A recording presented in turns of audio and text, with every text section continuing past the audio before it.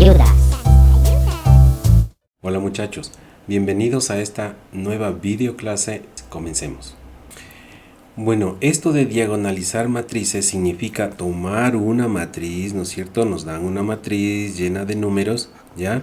Y entonces nosotros le vamos a ir haciendo operaciones a la matriz, modificándola, ¿no es cierto? Etcétera, hasta encontrar al final de este procedimiento una matriz llamada escalonada reducida por filas o también llamada matriz elemental, con lo cual habremos terminado el ejercicio. Entonces, para aprender a hacer eso, lo primero que debemos saber es qué es una matriz elemental. Entonces, la matriz elemental es aquella que cumple 4 condiciones. Vamos a revisar las 4 condiciones que debe cumplir una matriz para ser llamada matriz elemental. La primera de las condiciones dice: todas las filas nulas deben hallarse debajo. Eso es lo que dice aquí, ¿no es cierto? Ahora, ¿qué significa esto de fila nula? Una fila nula es aquella que tiene todos sus elementos son ceros. ¿Y qué es una fila no nula? Una fila no nula es aquella donde al menos uno de sus elementos no es cero. Como en esta matriz, por ejemplo. Miren, aquí tenemos nosotros una matriz en donde 2 de sus filas son filas nulas y están ubicadas debajo, es decir, siempre en la parte más baja. Entonces, esa sería la condición número 1. Vamos con la segunda condición. La segunda condición dice: en todas las filas no nulas, fíjense que ahora está hablando de otra cosa, las filas no nulas. En todas las filas no nulas, el primer elemento debe ser 1. Debe ser un 1. Y por cierto, a este 1 se lo conoce con el nombre de pivot o también entrada principal de la matriz. Es lo que ocurre justamente en esta matriz. Fíjense, si yo juzgo de izquierda a derecha me voy encontrando con 0, 0, pero el primer elemento no nulo con el que me encuentro es y debe ser el número 1. A este se le llama entonces pivot.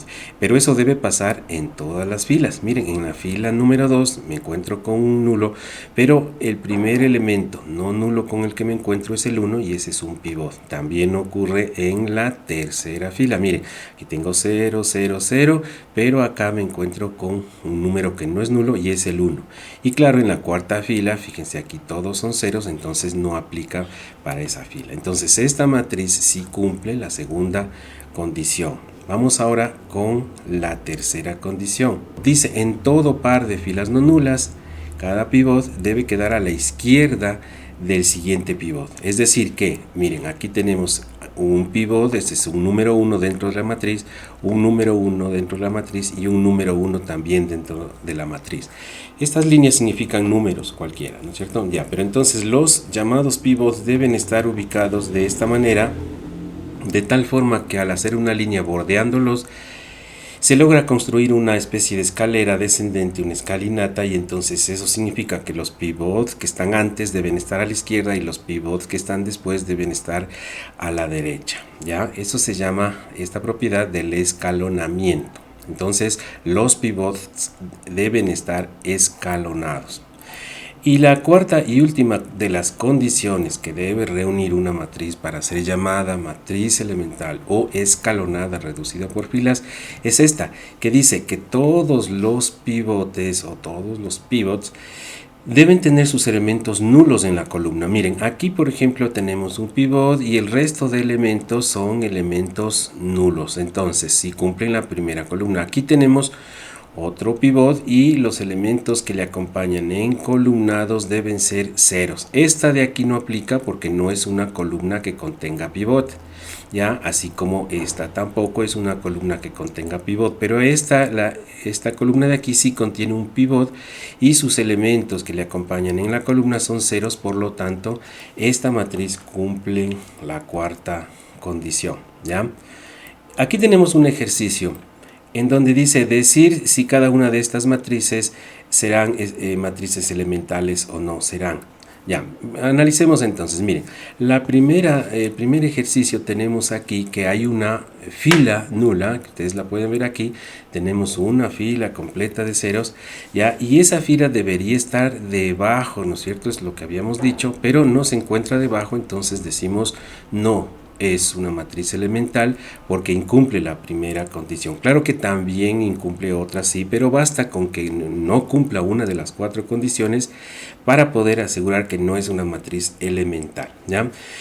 En la segunda matriz ya no tenemos filas nulas, ¿no es cierto? Pero aquí tenemos que esta matriz no cumple la segunda condición. Recuerden que la segunda condición decía, si nosotros analizamos las filas una por una, filas no nulas, el primer elemento no nulo con el que nos encontramos debe ser el 1. Aquí sí cumple. En la segunda fila el primer elemento no nulo con el que nos encontramos sí cumple, pero tenemos un fallo en la tercera fila porque el primer elemento no nulo con el que nos encontramos no es el 1, no es pivot. Entonces decimos que esta matriz no es una matriz elemental por incumplimiento de la segunda condición.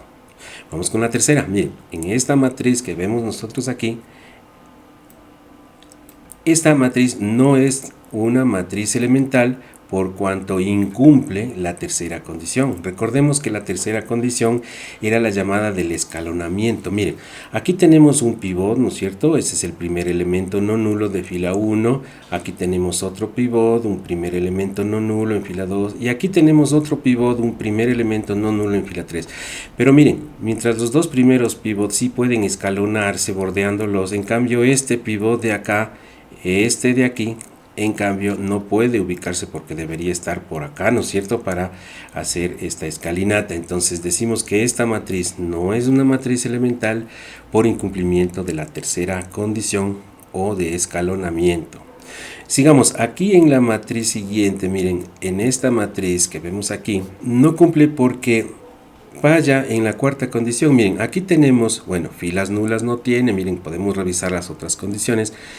Pero basta, dijimos que no cumpla una de ellas. Entonces, ¿cuál no cumple? Miren, aquí tenemos un pivot y todas sus filas, todos sus números que le acompañan en columna deben ser ceros. Aquí no aplica porque no es una columna de pivot.